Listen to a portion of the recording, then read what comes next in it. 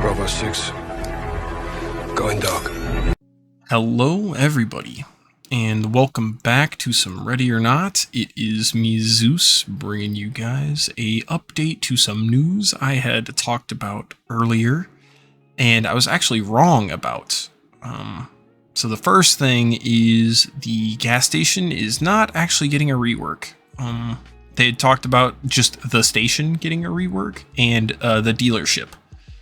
And I had thought that when they said the station, they meant the gas station.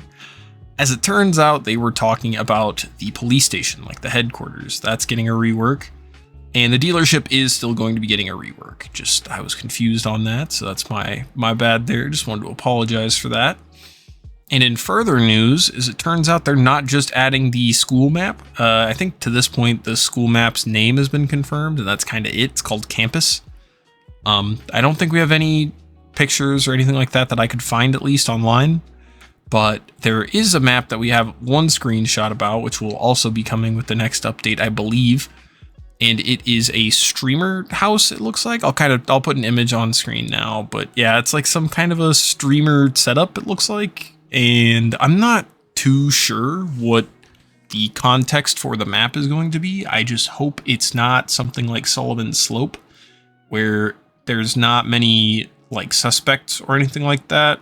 It's just a quick little go in and secure a person. I guess it kind of works in the sense that it would be a good tutorial for sometimes it's not voice crack there. Sorry. Sometimes you're not going to be going in and getting a gunfight every time. It'll kind of tune the pacing of the game down and maybe work as a tutorial for arresting, which I think would be kind of neat. But I hope that there's more to it than that. Who knows? Maybe it could be like one of those things where the streamer is also running like a drug smuggling ring out of his basement or something. Who knows? I think that would be super cool. But the one map I really wanted to talk a lot about, and it's why we're actually on this map we are on now, which is the, I think it's CHERRYESSA. I'm not really sure. CHERRYESSA farm sounds about right. But the Carriers of the Vine is because there's another map called Coyote that's going to be coming out here soon. And it takes place at the US-Mexico border. And it takes place in drug tunnels. Now, this is a super kick-ass idea. Actually, I quite like the idea of a fully underground level. The only levels I've played to this point that have underground stuff in them that are fully underground are custom maps.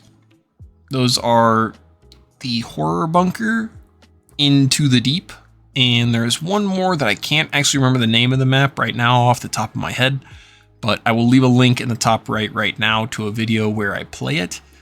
But those are the only three that I know of that take place fully like inside of a building, so it's going to be really interesting to see how they handle the tunnels collision systems, because you guys will probably notice, anybody who's been on the channel for a while, you'll notice I avoid the tunnel areas like the plague. There's only 2 maps, I think, right now in the base game that have tunnels, and that is 213, the Barricaded Suspects version only, and this map, Barricaded Suspects again. But I hope that if they're going to be dedicating a full map to it, they get time to kind of work out the kind of clunky feel of your operator walking through there, or maybe they kind of lean into it because it's such a close quarters environment that you kind of have, you're bound to get snagged on something. I think that'd be super cool. But while we're on the subject of this map, most of these screenshots look like they were kind of taken at night almost for the Coyote map, and I think that it would be really cool if they, well, I guess it's not really stealing a feature, but if they implemented a day or nighttime system where you could pick what time of day you do your operations at in this game, because Ground Branch has it. It's way too in-depth, in my opinion, personally, because they give you like all sorts of different, there's like pre-dawn, there's like barely dawn, early morning, there's a lot of them. And you can actually go as far as to pick the specific time. I think if you could just pick day or night, that the game would kind of just have 2 different versions, because this map actually used to be a nighttime map. Anybody who's been around the channel a long time will know that, but and or played the game, I guess, for a while. I think they just recently changed it with the Atom update to be a daytime map. But anyway, just being able to pick what time of day, I think that would add a lot of replayability.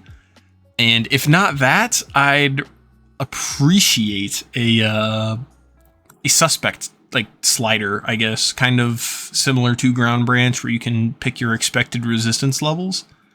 Right now, I just have a mod on that turns all of the people on the map, everybody except for like scripted civilians, into hostiles / suspects. Excuse me, I say hostiles like I'm some kind of Call of Duty player. Anyway, yeah, suspects. And there's no in between. If I get rid of all the civilians, I don't have anybody to arrest, and then all I have is suspects. I think that would be super cool if I could still kind of put 5 or so civilians in the mix, because as it stands, I can just kind of get into a gunfight and not really worry too much about it. But I think it'd be cool to be able to put 30 suspects and 5 civilians. But that's going to just about do it. That's all I really wanted to talk about. If you guys like this kind of content, like the video, if you guys like stuff like this, you know, just subscribe. I'm playing Ready or Not and Ground Branch a ton. I think I'm going to start doing 2 videos of each per week. And without further ado, I hope you guys have a great rest of your day. You guys take it easy. Peace out.